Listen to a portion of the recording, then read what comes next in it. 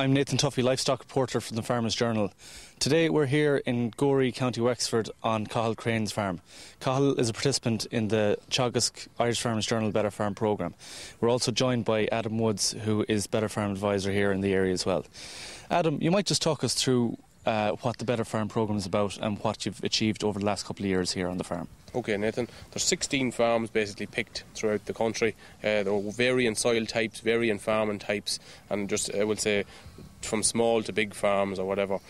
As part of the 3-year programme, we drew up a 3-year farm plan. And if you were to summarise 3 things in that farm plan, the 3 most important things, number 1 is output. And every one of the farms has to increase stocking rate and increase the number of kilos produced per hectare in order to generate more profit from the farm.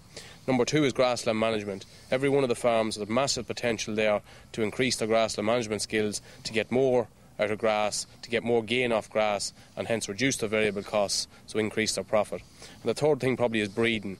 From calving interval to increasing the genetic potential of stock, to buying in new stock bulls like Cathal has done here, to making more use of ICBF's Herd Plus in terms of culling cows and increasing the quality of the cows. And those 3 things, coupled with focuses on animal health and focuses on financial end of things, to keep financial end of things running smoothly throughout the year, all those things to come together as part of that 3-year farm plan so we can hit the target of €1,000 gross margin per hectare by the end of the 3 years.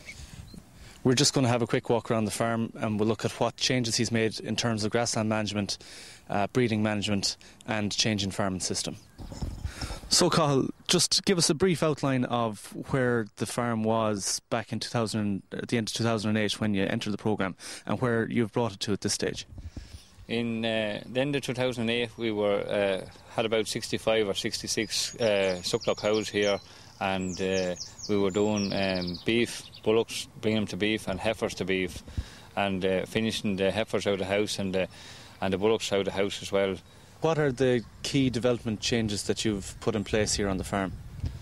With the like of the grassland management there, we put in more paddocks, and for the like of the bull system we went to a day paddocks. Have your paddock size on the farm are roughly around 1 hectare, and then subdividing, then allocating a day's amount of grass for the bulls. We've also done reseeding on the farm there. We bought some land there in 2008, and we got the opportunity there last year actually to do some drainage work on it and reseeded it. What's the plan from now on? When are these bulls going to be finished? These bulls, depending on their weight, ideally they'll be around 520 kilos to go in onto an ad lib system. So probably around mid-June they'll go indoors, and they'll spend maybe 80, 90, 100 days indoors and be built up to about 12.5 kilos of ration a day. They'll be on a small amount of straw as well for roughage, and then they'll be killed out of the shed, we'll say, come September time. Hopefully around 700, 720 kilos. We'll be aiming for a 400 kilo, 420 kilo carcass at that stage. Adam, as regards calving index and calving spread, what are the key targets you've set for the farm here over the last 2.5 years? Right, Nathan, when we started off here in 2009, I suppose there was a number of things we had to look at before we started off on the breeding plan. Cathal was calving cows here for 9 months of the year, which probably wasn't ideal, so we had to condense that back into 3 months. And that takes a long time, and it's a prolonged sort of a process, and if somebody tries to do that in 1 year, you're going to have a lot of culls and a lot of empty cows, so that has to be part of a 3-year plan going forward. Next year we'll be calving cows December, January, February and March. The heifers will calve in December to just give them that little bit extra longer to go back and calf again.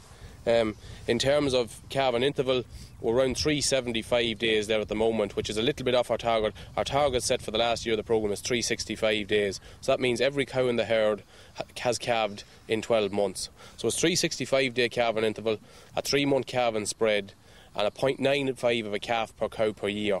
I think Cahill's running around 0.89, 0.9 at the moment. So again, we're a little bit off the target, but we should be able to hit that.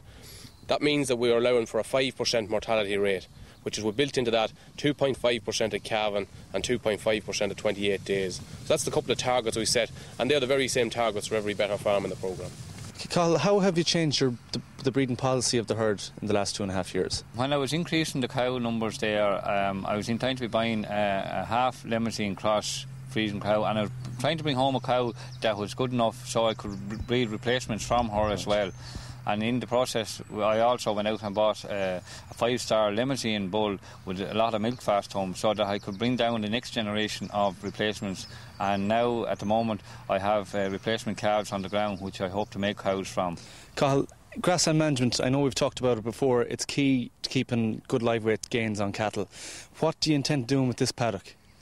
This paddock is going to be probably getting taken out as well. It's just gone a bit too strong there now over the last few days, and as you can see there's some of us starting to shoot a bit there. What was your reason for cutting off this field? In the rotation we were gone 21 days ahead on the measuring of the grass, and we felt that the grass was gone too strong.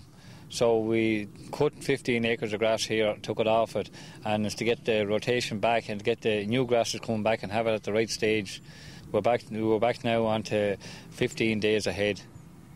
And is that's what you're looking for at this stage of the year? Or? Well, it is a couple of days too far ahead, but we have another couple of paddocks which we're going to take out now when we do the main crop silage. Only we've just been on the safe side in case the weather come dry, which has had to been dry here for the last few weeks. Yeah. So we're going to make another decision now in the next couple of days to take out another paddock.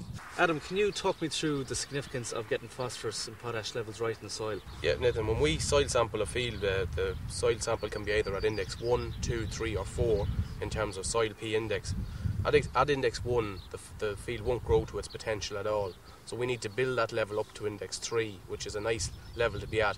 At index 4, there's a little bit of wastage going on there if you spread P on an index 4 soil. So index 3 is a nice place to be at in terms of maximum potential in the field. For a farmer that has index 1 soil, what are the benefits to bring it up to index 3? In terms of density of swards and in terms of maximum growth out of that sward, we're finding on paddocks at index 1 or 2 they're not growing enough grass, and when we compare them with index 3 and 4 paddocks. So it's very important to get that index right. Today we've seen what Cathal has done on his farm since he joined the Better Farm programme in relation to grassland management, breeding management and how he's changed his farming system.